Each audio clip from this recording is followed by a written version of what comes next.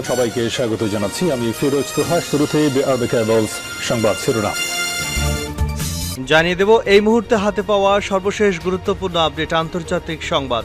Iran Israel ফিলিস্তিনি ত্রিমুখী যুদ্ধ চলছে। শুরুতেই থাকছে এবার আফগানিস্তানকে বন্ধু হিসেবে গ্রহণ করলেন ভ্লাদিমির পুতিন।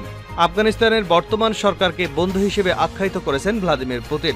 বৃহস্পতিবার কাজাখস্তানের রাজধানীর আস্তানায় এক সংবাদ সম্মেলনে অংশ নিয়ে রুশ প্রেসিডেন্ট প্রকাশ্যে এমন ঘোষণা দিয়েছেন। পুতিন বলেন, সন্ত্রাস বিরোধী লড়াইয়ের মস্কোর অন্যতম মিত্র আফগানিস্তানের বর্তমান সরকার। প্রিয় দর্শক, একে একে মুসলিম দেশগুলোর সঙ্গে সখ্যতা বাড়ছে রাশিয়ার। তাহলে কি নতুন করে পরাশক্তি হয়ে উঠবে মুসলিম দেশগুলো? এ বিষয়ে থাকছে বিস্তারিত, সঙ্গে থাকুন। এবারে জানাবো ইউক্রেনের শিশু হাসপাতালে রাশিয়ার বিধ্বংসী হামলা, 36 জন নিহত। ইউক্রেনে রাশিয়ার ক্ষেপণাস্ত্র হামলায় 36 জন নিহত হয়েছে। বিকট শব্দে বিস্ফোরণে দেশটির বৃহত্তম শিশু হাসপাতাল ধ্বংসস্তূপে পরিণত হয়েছে। ধারণা করা হচ্ছে অজ্ঞাত আরও অনেকেই ধ্বংসস্তূপের নিচে আটকা পড়ে আছে। সেখানে উদ্ধার অভিযান চলমান রয়েছে। জানাবো ইসরায়েলকে যেভাবে প্রাণঘাতী যুদ্ধে প্রলুব্ধ করছে হামাস। 9 মাস আগেও যা ভাবা হয়েছিল, বর্তমানে হামাসের কৌশল তার চেয়ে আরও বেশি কার্যকর। ইসরায়েলের হাতে এখন সকল ফ্রন্টে একটি বাস্তব যুদ্ধ রয়েছে, যা সহজে থামানো যাবে না। নতুন করে যুদ্ধ ফাঁদে আটকে গেছে ইহুদিবাদী ইসরায়েল। যুদ্ধের চোরাবালি থেকে সহজে বের হতে পারবে না তারা, তাদের ধ্বংস অনিবার্য। এদিকে দক্ষিণ কোরিয়ার বিরুদ্ধে কঠোর পরিণতির হুমকি দিল উত্তর কোরিয়া। দক্ষিণ কোরিয়ায় সম্প্রতি তাজা গুলি ব্যবহার করে যে সামরিক মহড়া চালিয়েছে তার তীব্র নিন্দা জানিয়েছে উত্তর কোরিয়া। দেশটির ওই মহড়াকে উস্কানি হিসেবে উল্লেখ করে তার জন্য কঠোর পরিণতিরও হুঁশিয়ারি দিয়েছেন। এবং সর্বশেষ জানাবো, কেবল অন্ধ হৃদয়ের অধিকারীরা ইসরায়েলি অপরাধযজ্ঞ উপেক্ষা করেছে। লেবাননের জনপ্রিয় ইসলামী প্রতিরোধ আন্দোলন হিজবুল্লাহর মহাসচিব সৈয়দ হাসান নাসরুল্লাহ বলেছেন, গাজায় ইহুদিবাদী ইসরায়েলের নৃশংস অপরাধযজ্ঞ পাশ্চাত্যের মানবতাবোধকে জাগিয়ে তুলেছে। এতক্ষণ শিরোনাম শুনছিলেন, এবার বিস্তারিত। প্রিয় দর্শক, আপনি যদি এই চ্যানেলে নতুন হয়ে থাকেন, ভিডিওটি দেখতে দেখতে চ্যানেলটি সাবস্ক্রাইব করে আমাদের সঙ্গে থাকুন। আর এই ভিডিও সম্পর্কে আপনি আপনার মূল্যবান মতামতটি কমেন্ট বক্সে জানিয়ে দিন। আর হ্যাঁ প্রিয় দর্শক, জানিয়ে দিন ভিডিওটি কোথা থেকে দেখছেন। আফগানিস্তানকে বন্ধু হিসেবে ঘোষণা দিলেন ভ্লাদিমির পুতিন। আফগানিস্তানের বর্তমান সরকারকে বন্ধু হিসেবে আখ্যায়িত করেছেন ভ্লাদিমির পুতিন। বৃহস্পতিবার কাজাখস্তানের রাজধানীর আস্তানায় এক সংবাদ সম্মেলনে অংশ নিয়ে রুশ প্রেসিডেন্ট প্রকাশ্যে এমন ঘোষণা দিয়েছেন। পুতিন বলেন, সন্ত্রাস বিরোধী লড়াইয়ে মস্কোর অন্যতম মিত্র আফগানিস্তানের বর্তমান সরকার। 2003 থেকে আফগানিস্তানের বর্তমান ক্ষমতাসীন দলকে নিষিদ্ধ সংগঠনের তালিকাভুক্ত করা হলেও ধীরে ধীরে তাদের সঙ্গে সুসম্পর্ক গড়ে তোলে রাশিয়া। গত মাসে আফগানিস্তানের সঙ্গে নতুন করে সম্পর্ক গড়ে তোলার নির্দেশনা দেন পুতিন। রুশ প্রেসিডেন্ট বলেন, আফগানিস্তানের বর্তমান সরকারকে অবশ্যই মেনে নিতে হবে, কারণ বর্তমান তারা দেশটি নিয়ন্ত্রণ করছে। এখন তারা অবশ্যই সন্ত্রাসের বিরুদ্ধে লড়াইয়ের রাশিয়ার সহযোগী। যুক্তরাষ্ট্রসহ পশ্চিমা সামরিক বাহিনীর বিদায়ের পর 2021 সালে আফগানিস্তানে ক্ষমতা পরিবর্তন হয়। এরপর ইসলামিক আইনে কঠোর বিধিবিধান কার্যকর করে বর্তমান ক্ষমতাসীন গোষ্ঠী। পুতিন বলেন, আফগানের বর্তমান সরকার কিছু দায়িত্ব গ্রহণ করলেও এখনও এমন অনেক সমস্যা রয়েছে, যা সমাধানের জন্য দেশের ভেতরে ও আন্তর্জাতিক সম্প্রদায়ের ক্রমাগত মনোযোগ দেওয়া প্রয়োজন। আমি নিশ্চিত যে আফগানিস্তানের সবকিছুই স্থিতিশীল করতে আগ্রহী দেশটির বর্তমান সরকার। এদিকে যুক্তরাষ্ট্র ও ইসরায়েলের সঙ্গে রাশিয়ার নতুন করে উত্তেজনা তৈরি হয়েছে। ইসরায়েল ইউক্রেনকে প্যাট্রিয়ট ক্ষেপণাস্ত্র দেওয়ার ইঙ্গিত দেওয়ার এই উত্তেজনা তৈরি হয়েছে। মূলত 30 বছরেরও বেশি সময় আগে যুক্তরাষ্ট্রের কাছ থেকে 8টি প্যাট্রিয়ট ক্ষেপণাস্ত্র প্রতিরক্ষা সিস্টেম কিনেছিল ইসরায়েল। এই সিস্টেমগুলোর সবই M901 PAC-2 ব্যাটালিয়ন মডেলের। কিন্তু গত এপ্রিল মাসে ইসরায়েলের প্রতিরক্ষা মন্ত্রণালয় ঘোষণা দেয়, পুরনো হয়ে যাওয়া এই সমরাস্ত্রগুলো তারা আর ব্যবহার করবে না। ইসরায়েলের এই ঘোষণার পরে ক্ষেপণাস্ত্র প্রতিরক্ষা সিস্টেমগুলো ইউক্রেনের প্রতিরক্ষা বাহিনীকে দেওয়ার অনুরোধ জানায় কিয়েভ। এই ইস্যুতে যুক্তরাষ্ট্র, ইসরায়েল এবং ইউক্রেনের মধ্যে সম্প্রতি কয়েক দফা আলোচনাও হয়েছে। তবে বসে থাকেনি পুতিন। তিনি নিষিদ্ধ ঘোষিত মাঝারি পালার মিসাইলের উৎপাদন শুরুর নির্দেশনা দিয়েছেন। ধারণা করা হচ্ছে ইসরায়েল এবং যুক্তরাষ্ট্রকে সহায়তা করতে পুতিন এমন কঠিন সিদ্ধান্ত নিলেন। ইউক্রেনের শিশু হাসপাতালে রাশিয়ার বিধ্বংসী হামলা, 36 জন নিহত।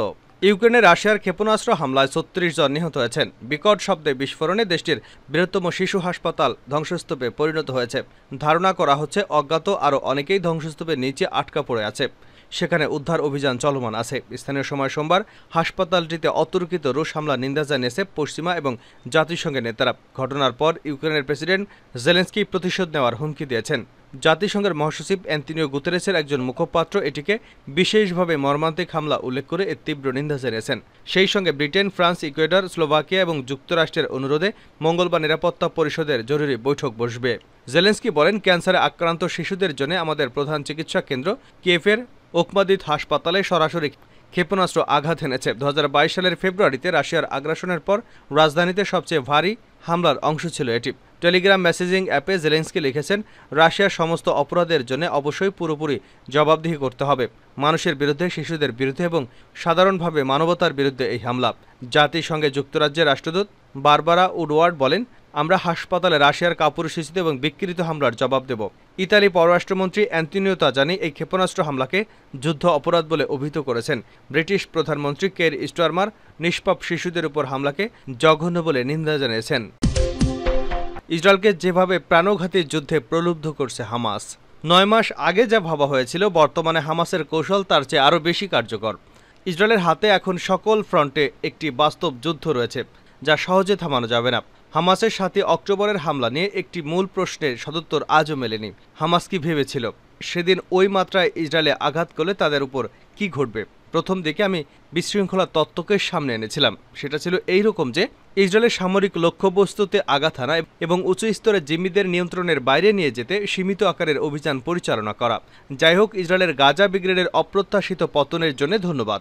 হামাস ধরেই নিয়েছিল যে ইসরায়েলের সীমানা প্রাচীরের ভেতরে যে 1400 যোদ্ধাকে তারা পাঠাবে তাদের অধিকাংশই নিহত হবে, কিন্তু না, তাদের অধিকাংশই জীবিত ফিরে এসেছে।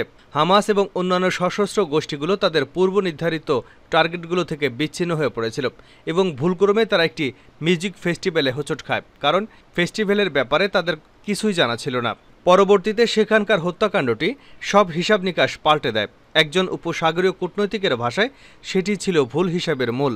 হামাসের হামলার পরপরই প্রকৃতপক্ষে এটিতেই সবার নজর পড়ে এবং হামাস তার মিত্ররা নেতৃত্ব অনুসরণ করতে ব্যর্থ হয়।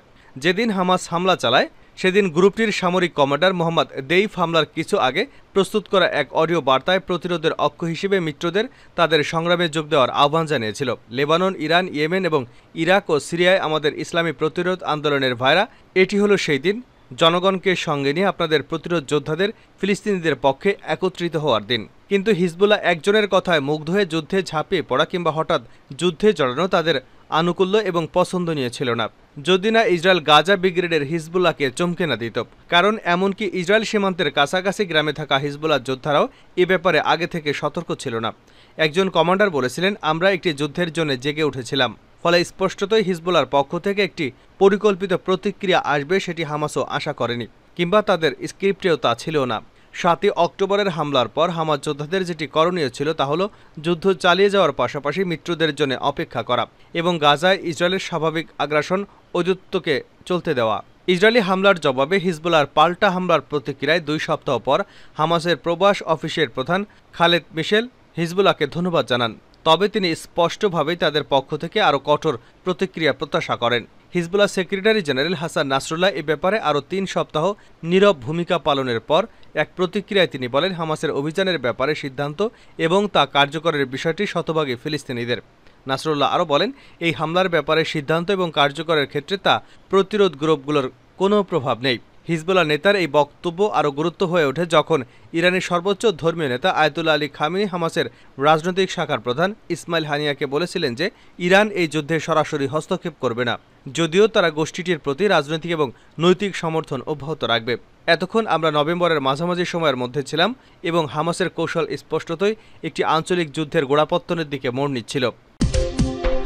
দক্ষিণ কোরিয়ার বিরুদ্ধে কঠোর পরিণতির হুমকি দিল উত্তর কোরিয়া। দক্ষিণ কোরিয়া সম্প্রতি তাজাগুলি ব্যবহার করে যে সামরিক মহড়া চালিয়েছে তার তীব্র নিন্দা জানিয়েছে উত্তর কোরিয়া। দেশটির ওই মহড়াকে উস্কানি হিসেবে উল্লেখ করে এর জন্য কঠোর পরিণতিরও হুঁশিয়ারি দিয়েছে।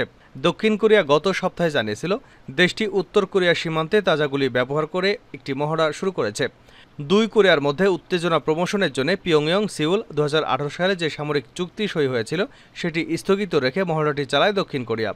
উত্তর কোরিয়ার নেতা কিম জং উনের প্রভাবশালী বোন কিম ইয়ো জং বলেছেন, উত্তর কোরিয়ার ওই মহড়ার ক্ষমার অযোগ্য উস্কানি। তিনি আরও বলেন, প্রশ্ন হচ্ছে শত্রু কেন উত্তর কোরিয়ার সীমান্তে মহড়া চালালো। ইয়ো জং বলেন, দক্ষিণ কোরিয়ার প্রেসিডেন্ট ইয়ন সুক ইয়েলাল সেদেশে রাজনৈতিক সংকট সমাধানের জন্য এ মহড়া শুরু করেছে। সম্প্রতি দক্ষিণ কোরিয়ার প্রেসিডেন্ট ইয়নকে ইমপিচ করার জন্য 10 লাখেরও বেশি স্বাক্ষরদাতা আবেদন জানিয়েছিলেন।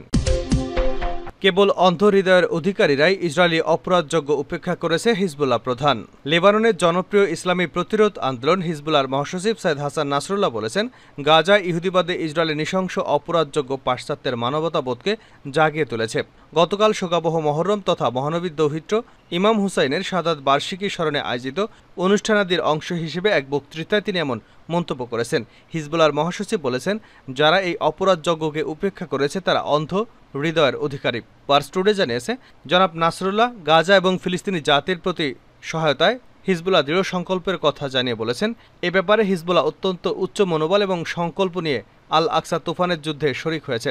ইমাম হুসাইন এবং তার অনুসারীদের শাহাদাতের স্মরণে শোকাবহ মহরমের শোক পালনের মানসিক এবং আধ্যাত্মিক প্রভাবের কথা তুলে ধরে তিনি বলেছেন, আমরা কারবালায় রয়েছি, আমরা শহীদদের পক্ষ থেকে কথা বলছি, আমরা কারবালার ঘটনা প্রবাহের কেন্দ্রস্থলে রয়েছি। ইহুদিবাদী ইসরায়েল গত বছরের 7 অক্টোবর থেকে গাজা এবং পশ্চিম তীরে মজলুম প্রতিরক্ষীহীন ফিলিস্তিনিদের উপর গণহত্যা চালিয়ে যাচ্ছে। ইসরায়েলি বর্বরতায় এ পর্যন্ত গাজায় 38,000-এরও বেশি ফিলিস্তিনি ও 87,000-এরও বেশি আহত হয়েছে। ইসরায়েলের অস্তিত্ব গড়ে ওঠে 1917 সালে উপনিবেশিক ব্রিটিশদের বেলফোর নামক ঘোষণার আলোকে এবং বিশ্বের নানা অঞ্চল থেকে ইহুদিদেরকে ফিলিস্তিনকে অভিবাসন করতে উৎসাহ যুগে 1948 সালে ইসরায়েল তার অস্তিত্ব ঘোষণা করে। সেই থেকে ফিলিস্তিনি জনগণের বিরুদ্ধে গণহত্যা আর গোটা ফিলিস্তিনের ভূখণ্ডকে দখলে নেওয়ার নানা ষড়যন্ত্র বাস্তবায়নের পদক্ষেপ নেওয়া হয়েছে। বিশ্বের কয়েকটি সরকার, ইসলামী জনশাসনতান্ত্রিক সরকার ইরানের দাবির সঙ্গে সুর মিলিয়ে ইসরায়েলি উপনিবেশবাদী শাসন বিলুপ্ত করা এবং ইহুদিবাদীদেরকে তাদের নিজ নিজ দেশে ফিরে যাওয়ার জোরালো দাবি জানাচ্ছে।